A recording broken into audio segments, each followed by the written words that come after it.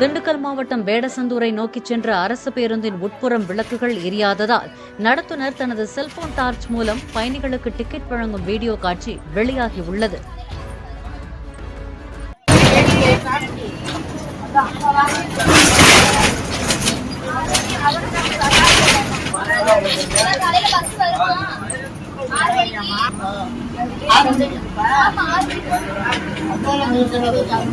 Play store மற்றும் app ஸ்டோரில் இருந்து பாலிமர் செயலியை QR கோடு மூலம் பதிவிறக்கம் செய்யுங்கள்.